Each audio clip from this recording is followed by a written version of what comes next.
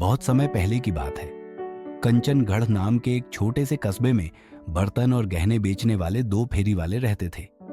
दोनों ने कस्बे को आपस में बांट लिया था और तय किया था कि एक बार अगर कोई अपनी गली में बेच चुका हो तो दूसरा वहां जाकर अपना सामान बेच सकता है। एक दिन पहला फेरी वाला कस्बे की एक तंग गली में घूम रहा था। तभी एक छोटी सी बच्ची दौड़ती हुई अपनी दादी के पास आई और चहकते हुए बोली, दादी, मुझे एक कंगन चाहिए। दादी ने मायूस होकर कहा, बेटा, हम इतने गरीब हैं कि कंगन नहीं खरीद सकते। बच्ची ने मुस्कुराते हुए कहा, हमारे पास वो पुरानी काली सी थाली तो है, क्या हम उसे देकर कंगन मांग सकते हैं?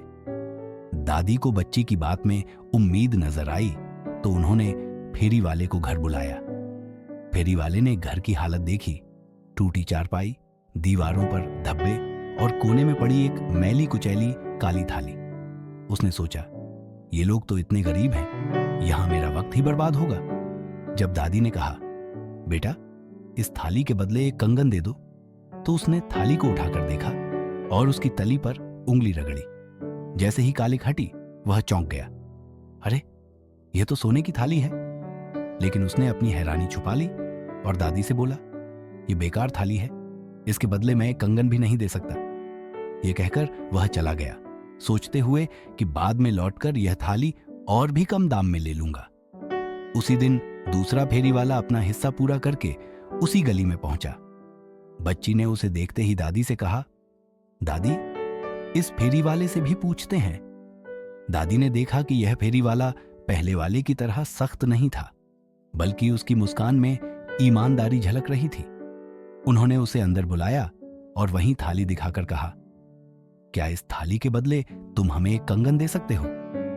फेरी वाले ने थाली को ध्यान से देखा और कालिक को साफ किया।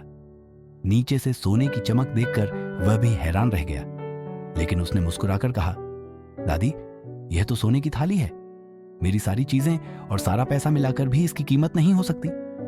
यह सुनकर दादी चकित रह गई, लेकिन उन्हें अब भरोसा हो गया कि यह आदमी सचमुच ईमानदार है। उन्होंने कहा, बेटा, जो तुम्हारे पास है वही दे दो। फेरी वाले ने कहा, मैं आपको अपने सारे बर्तन, गहने और पैसे दे दूंगा, बस मुझे 8 सिक्के और मेरा तराजू रहने दीजिए ताकि मैं थाली को संभाल कर रख सकूं। दादी ने सहमति दे दी। फेरी वाले ने सारा सामान देकर सोने की थाली ली और नदी के किनारे पहुंचा। उसने नाव वाले को 8 सिक्के देकर नदी पार करने के लिए कहा। उधर पहला फेरी वाला अपनी चालाकी के मुनाफे के सपनों में खोया हुआ वापस लौटा। उसने बच्ची और दादी से कहा, मैंने अपना मन बदल लिया है, अब मैं तुम्हारी थाली के बदले कुछ पैसे दे सकता हूं। दादी मुस्कुराते हुए बोली, तुमने हमसे झूठ बोला था, हमने यह थाली एक ईमानदार फेरी वाले को दे दी है। यह सुनते ही लालची फेरी वाले के होश उड़ गए। उसने घबराते हुए पूछा, वह कहां गया?